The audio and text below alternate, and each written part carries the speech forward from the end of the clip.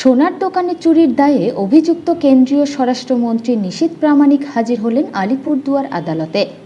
গত 11ই নভেম্বর 2022 গ্রেপ্তারি পরোয়ানার নির্দেশিকা জারি করেছিল আলিপুরদুয়ার জুডিশিয়াল ম্যাজিস্ট্রেট থার্ড কোর্টের বিচারক।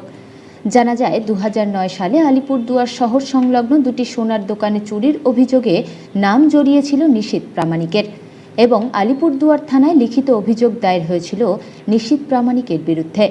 নিশীথ প্রামাণিক 2019 সালে সাংসদ হওয়ার পর ওই মামলাটি বারাসাতের এমপি আদালতে স্থানান্তরিত হয়, কিন্তু পরবর্তীতে নিশীথ প্রামাণিকের বিশেষ আবেদনের ভিত্তিতে ওই মামলাটি ফের আলিপুরদুয়ার আদালতে লোয়ার কোর্টে পাঠানোর নির্দেশ জারি করে কলকাতা হাইকোর্ট। রাজনৈতিক দলের হয়ে প্রতিনিধিত্ব করে এবং যারা রাজনীতির সঙ্গে যুক্ত তাদের নামে বারংবার মিথ্যে মামলা দেওয়ার যে সংস্কৃতি, এটা আমরা বলবো যে সংস্কৃতি নয়, অপসংস্কৃতি বহুদিন ধরে চলে আসছে। এবং বহু আমরা দেখেছি এমন মামলা যেটা শুধুমাত্র বিভিন্ন নেতা বা যারা রাজনীতির সঙ্গে যারা যুক্ত তাদের ভাবমূর্তিকে খারাপ করার জন্য করা হয়ে থাকে। আজকে আপনারা জানেন যে ভারতবর্ষের ইতিহাসে বহু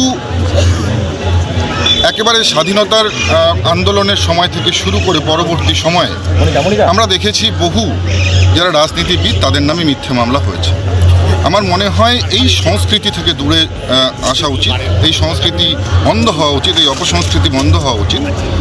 কারণ আজকে আমরা দেখতে পাচ্ছি যে যারা স্কুলের যারা প্রথম সারির স্টুডেন্ট, তারা কিন্তু এই সমস্ত যে মিথ্যে মামলা বা বিভিন্ন মিথ্যে মামলা দিয়ে যে ভবিষ্যৎকে তাদের ভাবমূর্তিকে খারাপ করার চেষ্টা হয়, এই জন্য প্রথম শ্রেণীর যে ছাত্রছাত্রী তারা কিন্তু কখনোই রাজনীতির প্রাঙ্গণে আসেন না। আমার মনে হয় সমাজকে সম্পূর্ণভাবে সংস্কার করবার জন্য যারা একেবারে ছাত্র জীবন থেকে রাজনীতির সঙ্গে যুক্ত তাদের বিরুদ্ধে এই সমস্ত মিথ্যে মামলা বন্ধ হওয়া উচিত এবং সর্বোপরি এই অপসংস্কৃতি বন্ধ হওয়া উচিত। দাদা, আপনার নামে কি কেস ছিল? দেখুন, মিথ্যে মামলা অনেক ধরনের হয়, আপনারা জানেন। তো কিছুদিনের মধ্যেই প্রমাণ হয়ে যাবে সত্য মিথ্যা। যেহেতু সাবজুডিস ম্যাটার, এই বিষয়ে আমি কিছু বলবো না। যা বলবার সেটা আমার যারা উকিল এখানে যারা লয়াররা আছেন তারাই বলবেন এই বিষয়ে। কিন্তু একটা বিষয় বলবো যে এই সমস্ত মিথ্যে মামলা দিয়ে কখনো যারা বিশেষ করে যে আমাদের যে আন্দোলন, সেই আন্দোলনকে থামিয়ে দেওয়া যাবে।